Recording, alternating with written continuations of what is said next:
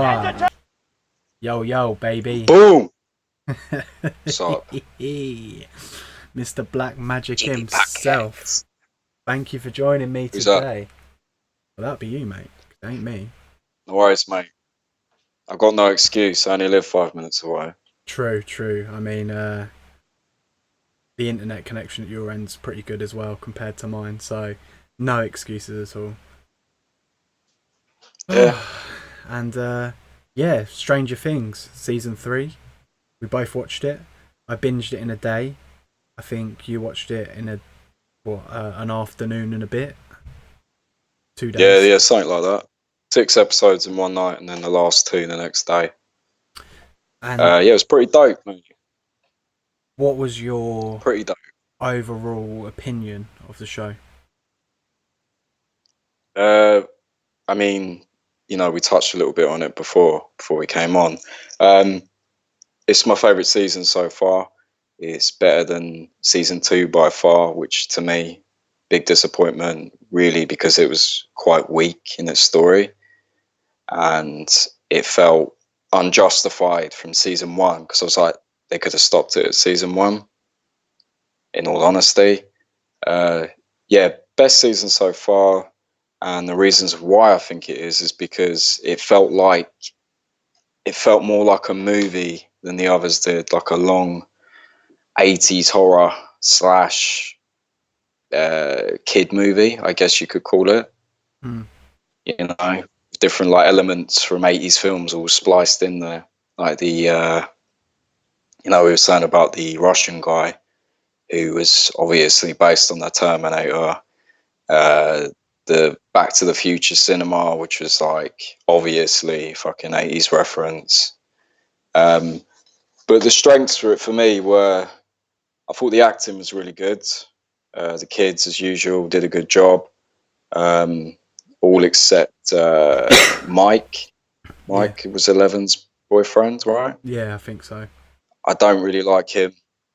I thought he was a bit of a weak character. A bit of a weak male, if you want to say. Winona Ryder, like I think she picked up her game a bit more this season. Who else? The girl that plays, is it Nancy? Yeah. Yeah, she was good. All round good characters. Decent storyline. Not one episode was boring. They didn't do what they did with last season and have that episode where 11 went to, I think it was California, and met all those other people with superpowers.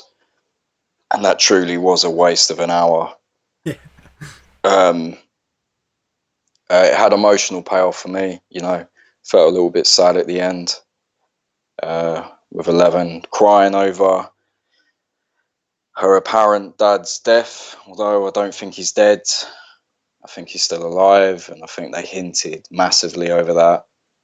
I don't think they would have killed him off. He's too much of a good character. And that's the outline of it. What about yourself, basically? Yeah, so for me, I agree with all the points that you made, man. Like after season 1, I was skeptical about season 2.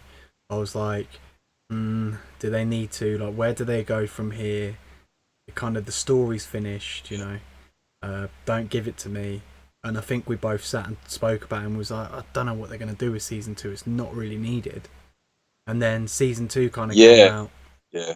And it felt like, I think, like a load of episodes that were kind of scattered a little bit with this underlying story, but it was like where characters were all doing kind of different things, and I don't think it worked as like a cohesive whole. It kind of had like too many little stories going on, whereas I feel like what you said, this one is like so linear, do you know what I mean, with the story. Like, it starts from day one and it progresses all the way through, and the characters are all on the same journey, yet they're all kind of attacking the main cause from like different angles.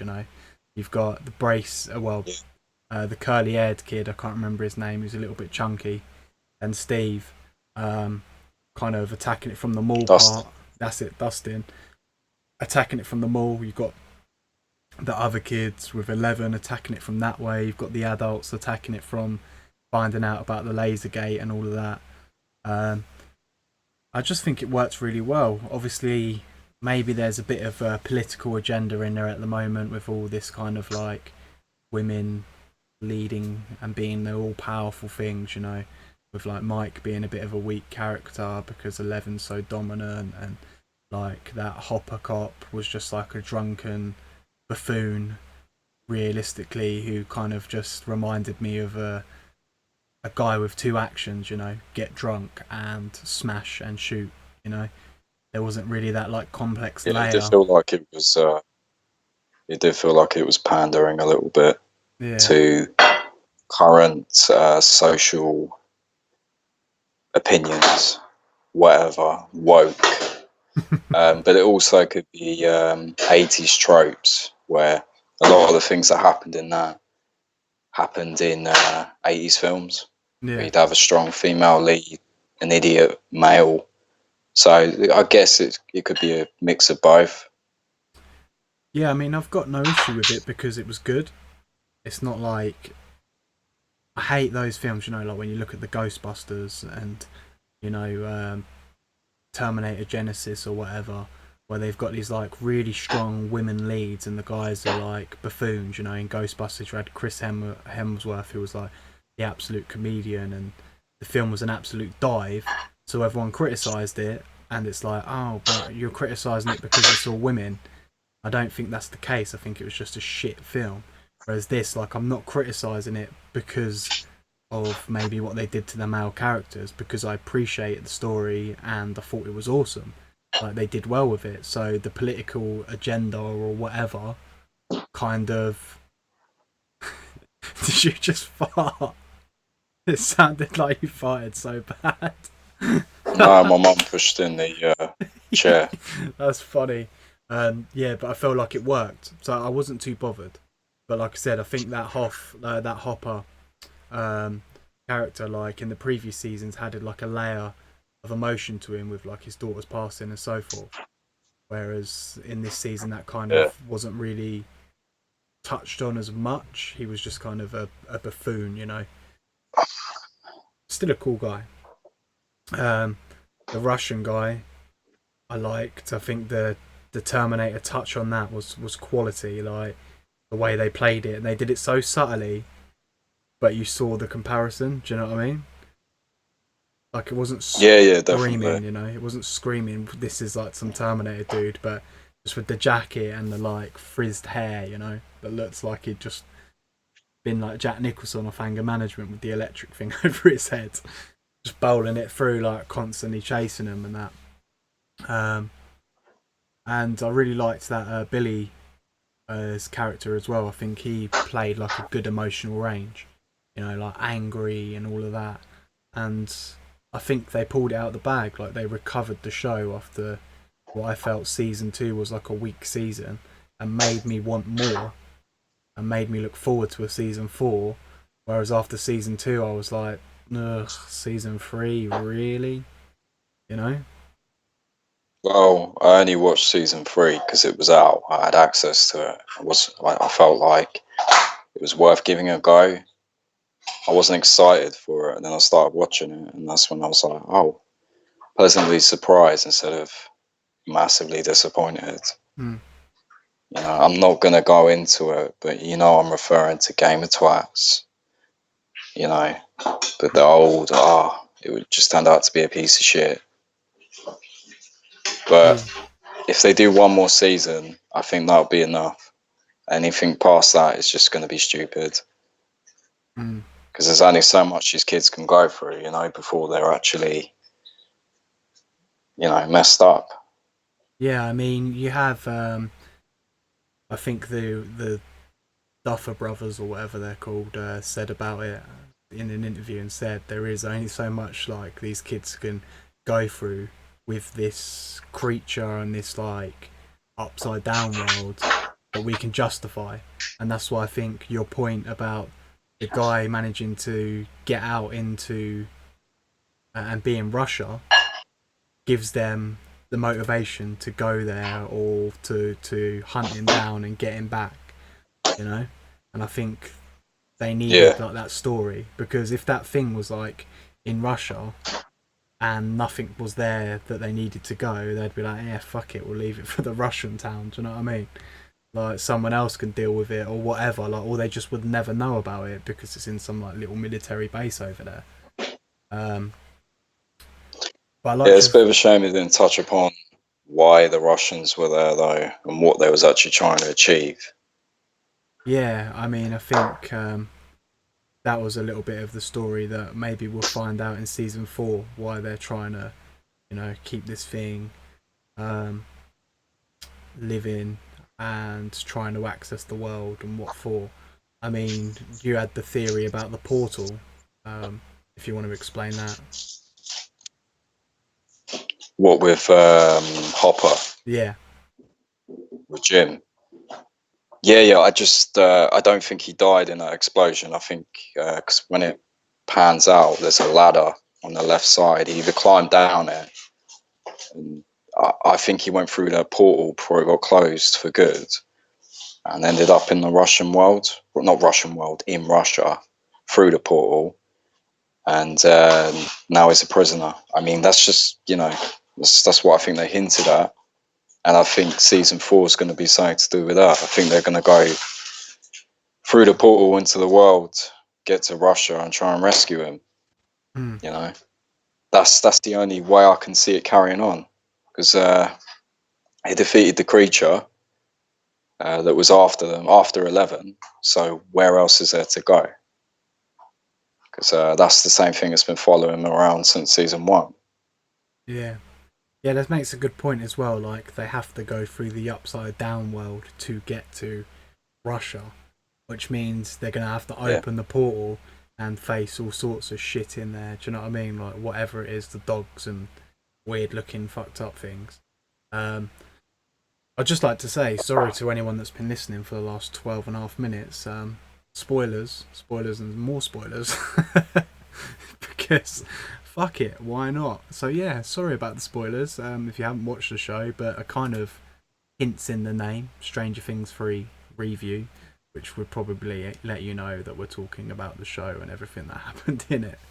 But imagine if someone had listened and they're like, "What? What do you mean?" let's just say it's all hypothetical. Hmm. Yeah, yeah, yeah, yeah. Of Didn't course, really mate. happen. Didn't really happen. Um, so what's your take on like the Terminator character that they tried to implement and kind of all the 80s throwback stuff?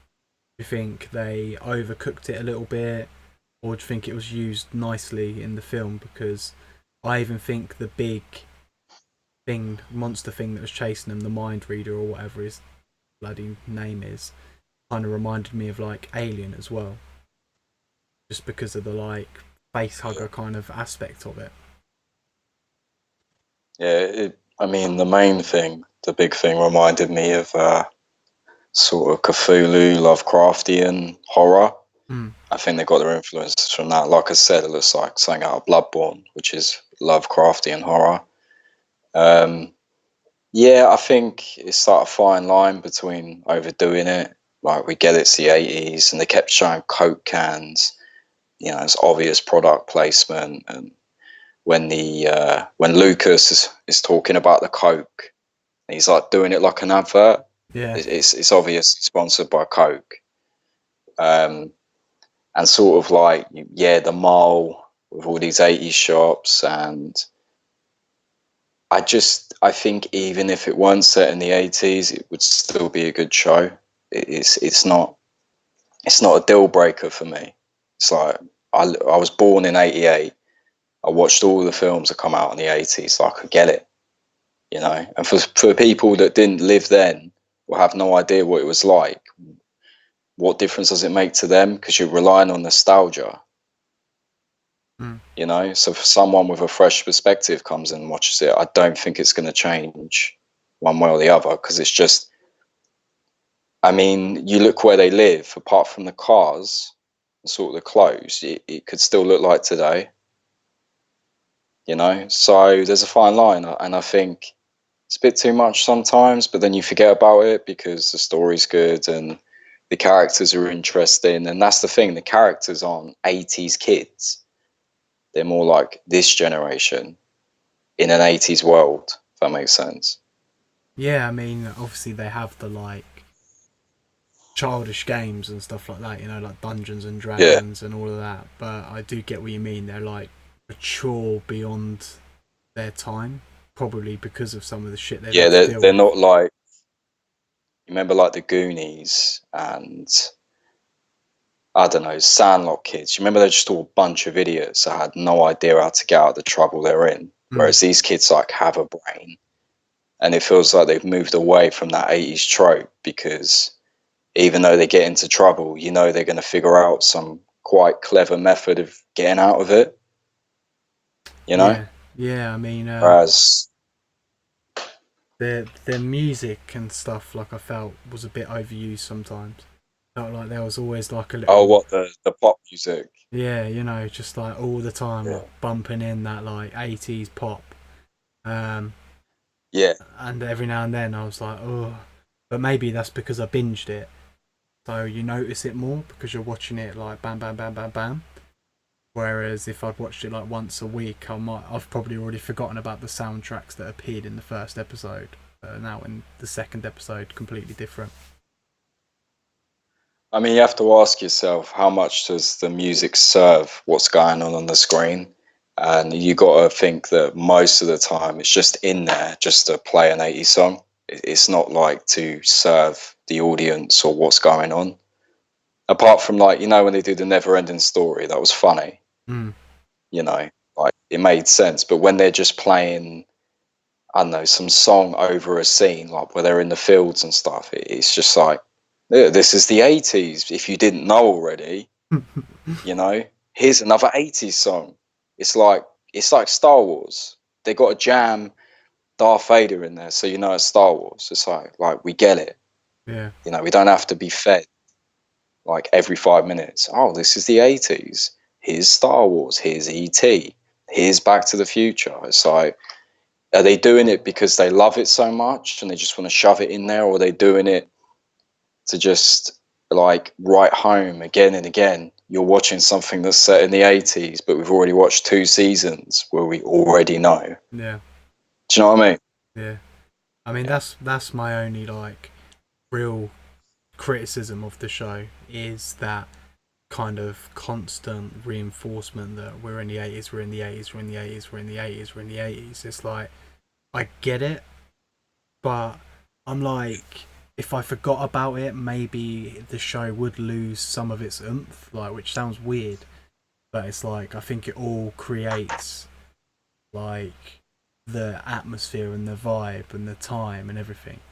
But then I guess I don't need like a soundtrack over them being in the mall. Like I can quite clearly see from the mall that it's that 80s kind of vibe with the hair and shit. I don't then need like Yeah. a track every 2 minutes to then like remind me. So maybe it is like a bit suffocating with that. That's just my take. Yeah, yeah. I don't mean like a character gets in the car, turns the radio on, there's an 80s song, because that's obvious. I just mean there's scenes where they play a song over it. It's kind of like, you know, like Suicide Squad, where they jam a Queen song in there or something. Mm, It's like a pop reference. And it's like I don't need to be reminded constantly that you're oversaturating it. Like the environment's 80s, the clothes are 80s, the cars are 80s, the hairstyles are 80s. Like you don't need to shove a pop song in there every 5 minutes. And the first 2 episodes were like the most guilty of that because nothing much was going on. So it felt like they were filling these scenes with like classic 80s scenes with classic 80s music, you know, and it was less time off the characters and more on the scenery. yeah, That's just like a tiny niggle. It's not a deal breaker. I wouldn't be like, yeah, don't watch it because it's full of the 80s. It's not a bad thing. It just I find it kind of, you got to respect your viewers and maybe your viewers' intelligence, and rather than shoving it down their throat, let them work it out. yeah. What did you think about the guy that was clearly placed in there to to look like Arnie, and the fact that the guy that Jim Hopper beats up, the mayor, like what he's like, what's his name? He's like, I don't fucking know, Arnold Schwarzenegger or something. And then you see him, and he's Yeah, like got the Arnie look a little bit, you know, but not necessarily facially. It's his like not like persona, but almost you know, like the way he turns. mannerisms. Yeah, that's it. The whole mannerisms are just like Arnie from the very first the Terminator. The way he like turns and like moves and stuff. It's just like um, you know, where he's in the petrol station and the cops are outside, and I wanted him to be like, which one will it be? All. Do you know what I mean? He just like pulls his head down and says, Yeah, "Don't look at them, look at me." I think it's like 80% Terminator and 20% Russian, because you remember like Rocky 4, how Dolph Lundgren was. He was like a machine, you know, Yeah, big old jaw, spiky hair, just stood there, didn't say much. So I think it's like a combination of the two. yeah. And I think they thought the Russian would be the perfect guy to like shoehorn in this Terminator similarity. So yeah, I think it's mostly that little bit of the old stereotypical Russian 80s thing, like the Cold War stuff and all that. Why do you think, just kind of going off on a tangent, that the Terminator film was such a kind of classic? You know that The they could, first one, yeah, they could have used like any sort of films in there or whatever. They had like a pick of a bunch, and yet they've gone with like that Arnold sort of Terminator vibe. I just wondered why like it's kind of ranked so much for that era. well, I mean, it's obviously one of my favorite sci-fi films, if not in my top 10.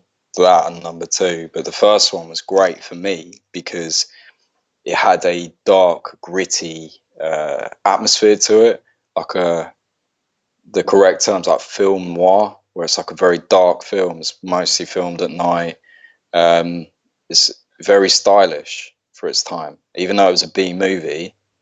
Um, it had like this atmosphere to it, and you know, like all the special effects, they were like made out of tiny little models and miniatures, and everything you see was sort of like made by hand, and it still looks better than some of the shit they're churning out now. And the element as well that made it great, it was like more like a horror than a action film. Mm. Whereas Arnie was a bad guy. He was like you know, Halloween, like a slasher killer, just going around murdering these women. No one knows why. Then he finds this woman, Sarah Connor, and she has no clue why he's after her. He just is, and he won't stop. And that's the vibe throughout the film. It's just like one long chase film. Once it starts to get going, and yeah, it's one of those films I can't think of anything bad about it. You know, and it also perfect role for Arnie because he didn't have to say much. Yeah, He just give me address there. You know. yeah, exactly. And it was I don't know, it stood the test of time for me. I've liked it since I was a kid. It's not a very long film; it's like an hour and a half. Goes by just like that as well. Uh, Obviously, follows on with number two, which is obviously not 80s; it's very 90s. But I think Stranger Things wished it could be as good as the Terminator, but it wouldn't. Mm. About yourself, you got any thoughts or opinions on it? Yeah, I mean, to be honest, I was waiting for you to just slowly pull up the Blu-ray copy and be like, and just let everyone know, if you type in porterballs 28915 on Amazon, you can actually get a 20% discount on the 4K copy. You know. Oh, I wish, mate. uh, but yeah, for me, mate, I agree. Like, I watched the film years and years ago, and then we obviously started hanging around together, and I hadn't watched it for ages. And he was like, "Watch it again, mate. Watch it again." So I did, and I think Yeah, Carl Reese kind of sums up everything that film's about with the Terminator and the vibe you get, which is that, you know, he can't be reasoned with, he can't be bargained with, and he will not stop until you're dead. And it's kind of that line for me, those lines for me are like symbolic of the whole film, because you realise he can't be stopped. He doesn't give a fuck. He's just killing everyone. Like, you could send the army in, it ain't gonna stop him. There's nothing that can do it. And then he obviously just gets crushed in the end. But and then Sarah Connor, strong lead woman, worked really well. Um, Not strong, like obviously, in the sense of her acting, she's strong, but in the film, she's more timid and,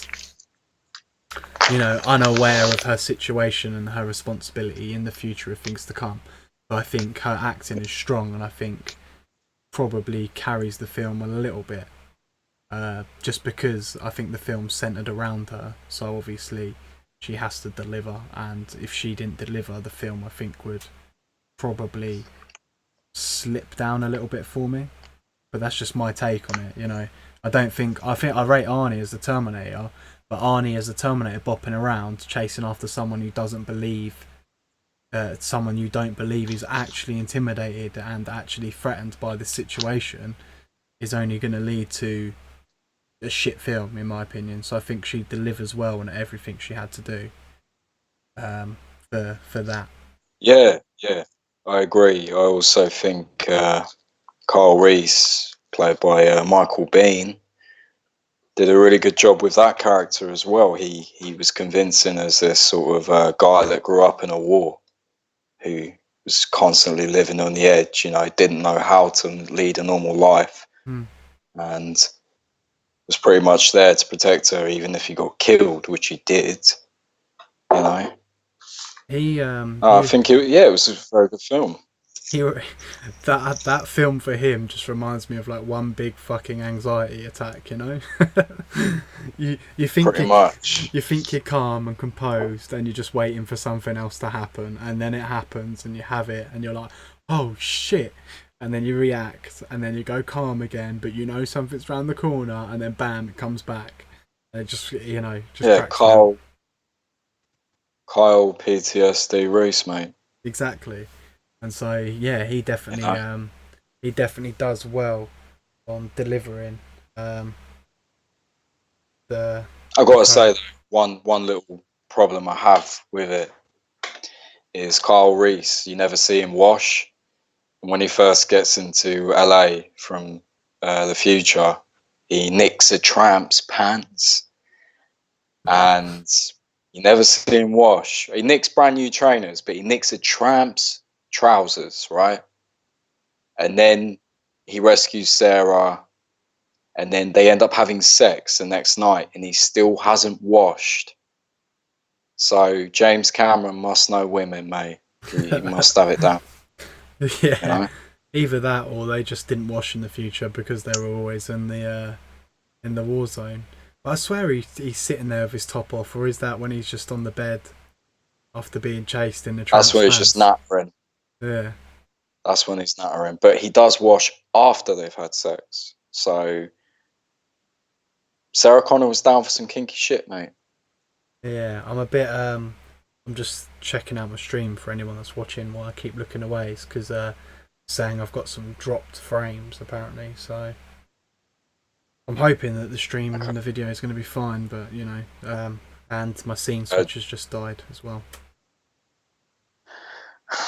well, I do occasionally keep getting a message saying poor connection, but I did a speed test before I come on, and my internet's fine. Here, So I don't know what's going on. nah, it's probably on my end, mate. I'm sure it'll be fine. Overall, like I said, it says 12 dropped frames detected. Doesn't seem like a big deal unless my little brother or someone's gone downstairs and tampered with the internet. So it don't matter. But yeah, um, Terminator overall, the Terminator film, I think, is up there as one of the sort of iconic 80s movies for all of those reasons. Everything, I can't really flaw it, delivers, and so forth. And that's why maybe Stranger Things thought we can just give it a little subtle nod. We'll create our own sort of Terminator guy. He's Russian, and that's cool. Yeah. I think the biggest nod as well, I didn't mention it, is probably Aliens. Uh, number two, James Cameron film. Definitely got the Aliens vibe, especially when they find the Russian base and it's got those long metal corridors. It just gave that vibe with Aliens to me. Yeah, like Like you some. said, with the No, go on, mate. creatures like face huggers. Yeah, I mean, I was like thinking when they were walking down there, she was like, "What's this cage for?" It was like a 9 foot cage or whatever, and then she had the like bzz bzz thing, and I was Yeah, like, maybe they're going to be walking down the corridor, and just one of these things is going to be like, "Hello," and just start fucking chasing them. Do you know what I mean? It's like got out on the escape, and then like you're like, "Oh yeah, shit, where are they going to run?" And there's all these corridors, and everything's kicking off, and you're like feeling the intensity, but obviously it didn't happen, and I assume that that scene was kind of planted in there for then the post credits scene of the thing that comes out and just eats the man. Um, it's oh, that quite flower thing. yeah, it reminds me of the like clickers from the Last of Us, you know, all weird. Oh yeah, they do look like that. Um, Yeah, but yeah, overall, I think it was one of the. I look forward to it. Game of Thrones failed me miserably, and luckily Stranger Things come out and kind of lifted my mood. Because if Stranger Things had flopped as well, I would have probably been like, TV shows doomed. I'm going back to The Sopranos and stuff again, which I'm going through anyways. But do you know what I mean? The classics. yeah. I mean, Game of Thrones. Like we know, we were both like, this show's dead to me. Then Chernobyl came out straight after, and it kind of reminded me about good TV, but it was so depressing that I had this like aversion to not watch it, even though I did. It was so grim, Mm. So it was a good show, but it was not something I'd ever watch again. But I think I would watch Stranger Things again at some point, just have a little marathon of it, pick up on some details I missed. Yeah, I mean, shit. What was it? I was touching on a point beforehand with the show, the violence in it. It's not like a child's thing as well, even though it feels like a child's show. It's like it's not, Yeah, because it's pretty like brutal. You know, like even seeing him turn to yeah, sludge, all the people that are just like walking down possessed, they just turn to sludge on the floor, and I'm like, what the fuck is going on? Do you know what I mean? All the bone marrow and that, and then yeah, like the yeah. It was quite sickening. stabbing the dude with the scissors in the hospital. You know, like, and whacking the other guy over the head with the fire hydrant and shit. And I'm like, mate, and they look like zombies. You know, I'm like, ugh. Yeah, I just think that they nailed the violence, and kind of reminds me of like a comic book sometimes, you know, like when it had the big creature on top of the mall looking down into the car park and they're kind of like looking up. Reminds me of like an artist like yeah, writing it in a comic book with a little square, and it's like, and then the kids ran inside. yeah. You kind of almost expected a superhero to turn up. Obviously, Eleven's the one with the superpowers, so Yeah, I mean she always has to intervene. when her leg was getting fucking fingered by that geezer, he's trying to get that thing out, Yeah, and you're seeing him like yeah, moving left to right. I was like, oh mate, like, nah, I would not be having that. Like, just let that thing munch on me. I don't even care. And I liked, yeah. She went for it. I liked. I touched on it earlier. I liked that Billy's character arc as well. You know how he kind of got his piece with Eleven, reminding him of his mother on the beach, and then he kind of sacrificed himself. Um, and I just thought that was cool. Bit of a shame he died. Yeah, Would have been interesting to see him after that. yeah. After that, those Like a events, changed man. that's kind of what I was expecting. Like he'd be a bit more, because obviously in season two he's like a stress-headed dick and that, you know, with an attitude. And in Yeah, this he's like chauvinist or whatever you want to call it, you know, with the women and shit, just for that split scene at the beginning. And I did kind of want to see him redeem. He redeemed himself, but kind of go full circle. And at the end, you see him kind of being a bit more nicer to his sister, and to the friends, but I guess they kind of had that with Steve in the other seasons. You know, he was like the jerk in the season one, and then Yeah, yeah, I think maybe they chose to have Billy like dies because what he'd been through, he would have been too fucked up anyway afterwards. The yeah, things he did, yeah, that's true you know. with the Or murdering and stuff like that.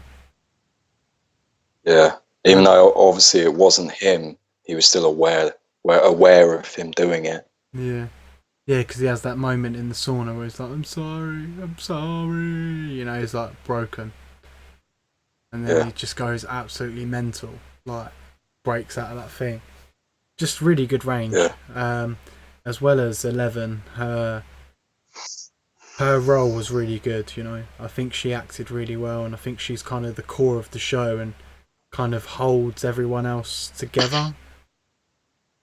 yeah, Um, the glue, you know, the glue of it all, which she's meant to be. Obviously, the story's written kind of around her and about her. It all stems from her. But I just think yeah. overall her character development's been really cool. Seeing her sort of mature and so forth.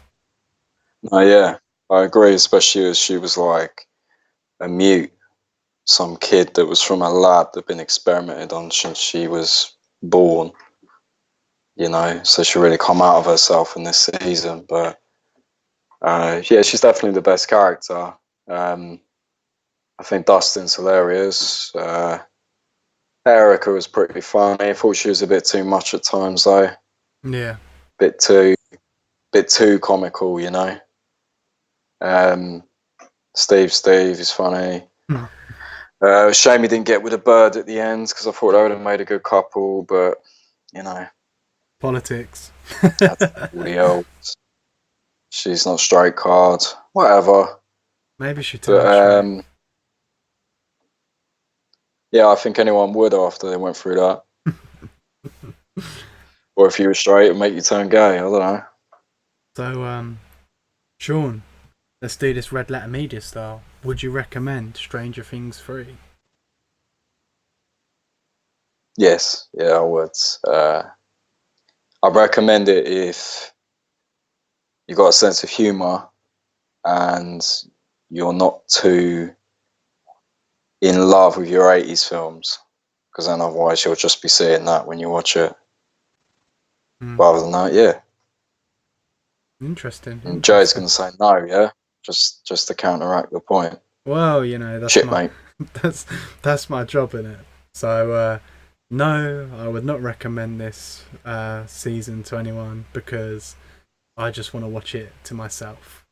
So, if you're like me and you love TV shows and good humour, I think the CGI was good, and I think it was fun, entertaining to watch, and just overall a good laugh. If you like all of that stuff, then yeah, don't watch it because this season definitely delivers on that. But I'm going to say it doesn't, just because why not? I can say what I want. Yeah, It's my just full podcast. disclosure. Full disclosure, I'm not a representative of Netflix or an affiliate. I'm just giving my opinion. But you are a representative of the Terminator franchise and James Cameron PLC Limited. Oh yeah, James Cameron's my dad. Oh shit, mate! I'll be round in a minute Still for that waiting on that money. money. Jim Still Cameron. waiting on that money, mate. Yeah, but no. Overall, yeah, we would both recommend Stranger Things to anyone that's listening. Hopefully, the reviews kind of giving you an insight into what it's about, and obviously the spoilers have spoiled it, but I don't necessarily think the spoilers are that big a deal because I think even if I knew the ending and how it all panned out and what the characters were about, it's still worth the watch. Yeah, but I mean, Netflix released the whole season, don't they? So someone's watching it. They've got no excuse. It's all Yeah. out there for everyone to see. We ain't got no insider knowledge. Oh mate, I don't know about that. I'm on Netflix's payroll, Oh mate. yeah, you watched it a few months ago, didn't you? Yeah, I'm bang on it, In mate. pre-production. Right. Got off Terry. Anyways, I appreciate you coming on, brother. Let's wrap this up. Sweet, mate.